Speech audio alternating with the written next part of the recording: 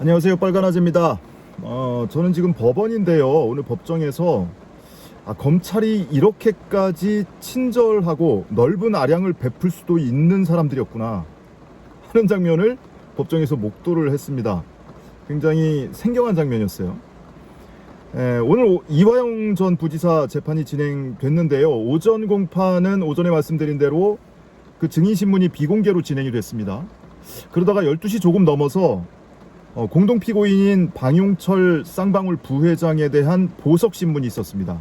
풀어달라고 보석 신청을 해놓은 상태였고, 그에 대한 양측의 이제 진술을 듣는 시간인데, 방용철 전 부회장 측에서는 변호인이 여러 가지 이제 보석이 필요한 사유 얘기를 하면서 그 중에 하나가 건강 문제를 들었어요. 협심증 진단을 받았다.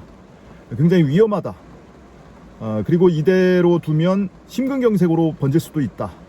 근데 어쩌다가 한두 번 외부 진료 받아서 될 일이 아니고 통증이 계속되면 위급한 상황이 올 수도 있다고 하니까, 그러니까 보석을 허가해달라, 이런 주장을 했어요.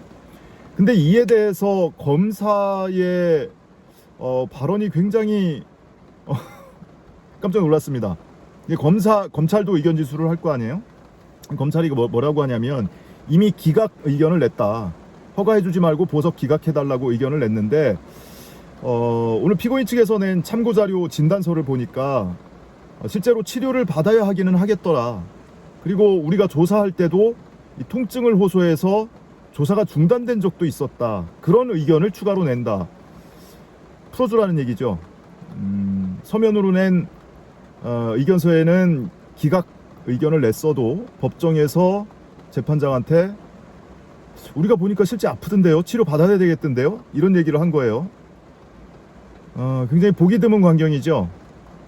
이제 보석을 신청한 피고인 측은 풀어달라고 하는 건데, 검찰은 대체로 기각 의견을 내죠. 우리가 영장 청구해서 구속을 시킨 건데 구속 상태로 재판이 진행이 돼야 우리가 여러 가지 이제 용이하죠. 그래서 보통 이제 기각 의견을 내는데, 법정에서 재판장한테 풀어주는 게 좋겠던데요, 사실상 이런 얘기를 한 거예요. 그래서 피고인이 누구냐에 따라서 검사가 이렇게 친절하고 아량이 넓을 수도 있구나. 건강 상태가 어느 정도 심각한지는 모르겠어요. 어느 정도 심각한지는 모르겠는데, 변호인 얘기 들어보니까 재판 진행 중에도 통증을 호소한 적이 여러 번 있었다. 그리고 내가 아는 의료인들한테 들어보니까 이게 잘못하면은 심근경색으로 가서 굉장히 위급한 상황이 올 수 있다고 하더라. 근데 구치소에서는 제대로 외부 진료를 즉시 받지도 못한다. 이런 주장을 해요. 그 정도 주장은 이제 누구나 다 하죠. 아무튼 굉장히 친절한 검사의 모습을 봤고, 또 하나의 이 친절한 장면을 본 것이, 재판 다 끝냈어요. 다음 기일에 뭐 할 건지, 앞으로 기일 언제 할 건지 이런 얘기하고, 검찰은 오전에와 마찬가지로 증거조사부터 하자. 지금 이 재판이 일부 공전이 됐으니까 정상적인 이제 스케줄대로 진행이 되질 않고 있어요. 그래서 지난번에 재판장이 비교적 이제 기록이 방대하지 않은 증거인멸 교사 혐의에 대해서 먼저 심리를 하면 어떠냐, 이런 제안을 했었는데, 검찰은 오전에도 그렇고 오후에도 그렇고 계속해서 증거조사부터 하자는 거예요. 증거조사 중에 핵심 내용은 뭐냐면 이 관련자들의 진술조서입니다. 그 중에 핵심 중에 핵심은 이화영 전 부지사의 피의자 신문조서죠. 이것에 대해서 증거 채택을 할지 말지 아직 결정이 안 된 상태고, 이화영 전 부지사 측 변호인단이 해임되고 사임하고 막 이러면서 그 증거 의견이 명확하게 제출이 안 됐어요. 지난번에 법무법인 덕수 측에서 증거 부동의한다고 의견서를 냈는데 그걸 재판부가 안 받았잖아요. 그때 재판장이 뭐라고 하냐면, 그 증거 기록을 국선 변호인한테 증거 기록 빨리 검토해라.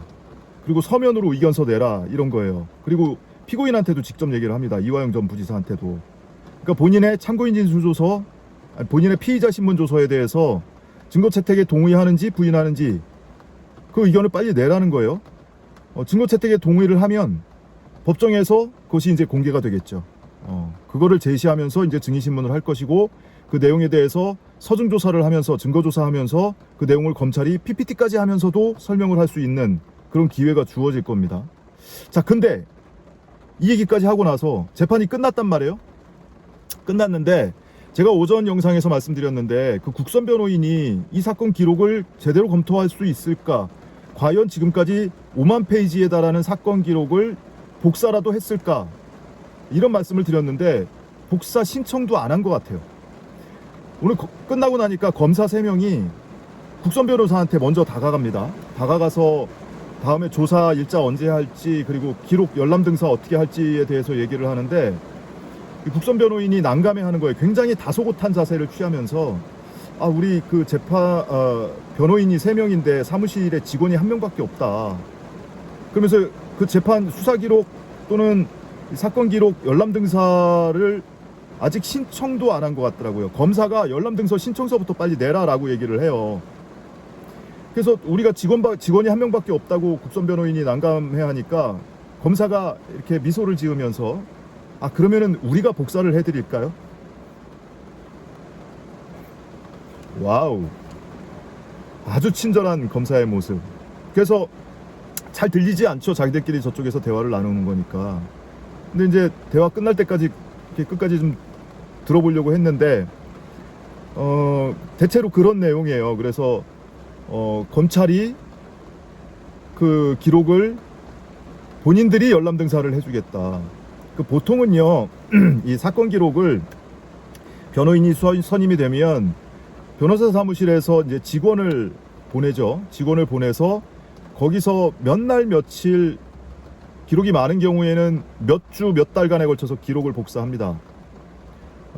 이재명 대표 사건은 기록만 20만 쪽인가 그렇다고 하잖아요. 이 사건도 기록이 5만 쪽에 달한다는 거예요. 그러니까 그 기록 열람 등사 하는 데만 해도 뭐 2주가 걸릴 거다 이런 얘기가 나오고 있잖아요. 그러니까 당연히 국선 변호인이, 아니 피고인 측에서는 사선 변호인 선임을 논의 중이라고 하는데 내가 이거 언제까지 뭐 할지도 모르는데 더더군다나 이렇게 방대한 양을 내가 직접 열람 등사 신청을 해서 그걸 복사해서 보는 게 과연 가능은 한가? 의미는 있는가? 이런 의문을 가졌었는데, 그래서 이제 국선 변호인을 피고인 옆에다 그냥 앉혀만 놓고 형식만 갖췄다고 말씀을 드렸던 거거든요. 그러니까 내용은 전혀 지금까지도 파악이 안 된 것 같고요. 열람 등사 신청도 안 했다고 하니까 사건 파악의 첫 걸음이 열람 등사해서 기록을 받아가지고 보는 거 아니겠습니까? 근데 그 신청도 안 한 것 같아요. 그러니까 이제 검사가 열람 등사 신청 내일 신청서 갖다 제출하라고 그러고, 그리고 우리 검사실에서 복사를 해준다고 하고, 검찰에서 복사를 해준다고 하고, 그러면은 검사실에 근무를 하는 그 실무직원이 됐든 또는 누구를 시켜서 복사를 해준다는 거 아니에요. 와, 이렇게 친절하기도 하구나. 그러니까 검사들은 어떻게든 국선 변호인이 빨리 기록을 복사해가지고 가서 이 증거에 대한 의견을 제출할 수 있게, 그래서 증거 의견이 제출이 되면 그것을 법정에서 공개할 수 있게, 이런 이제 드라이브를 거는 거죠. 아무튼 좀 굉장히 신기한 장면을 목격했습니다. 다음 주에 이제 사선 변호인단을 구성해서 가급적 많은 수로 구성을 해서 다음 주에는 이제 법정에 출석을 할 수 있도록 하겠다고, 그러니까 김광민 변호사가 이야기를 했는데, 다음 주에는 뭐 누구를 뭐 증인 신문을 할지 뭘 할지 그 내용에 대해서 오늘 재판 말미에서도 확실하게 정리가 되질 않았어요.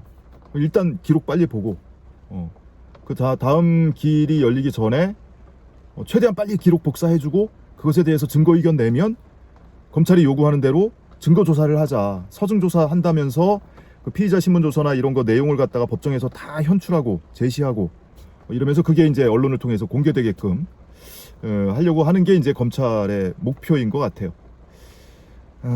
누군가에게는 형집행정지 신청조차 제대로 허용하지 않는 검찰이 누군가에게는 보석 허가 신청에 대해서 사실상 동의하는 의견을 법정에서 밝히고, 그리고 누군가에게는 수개월에 걸쳐서 기록 열람 등사를 제때 해주지 않아서 준비기일이 열리는 동안에 변호인단한테 피고인 측의 항의를 받고 이러는 검찰이 누군가한테는 우리 직원 시켜서 복사해주겠다고까지 친절을 베푸는 이런 검사의 모습 보면서 과연 이게 사람을 좇지 않고 사건을 좇는 이 검찰의 모습이 맞는 건지.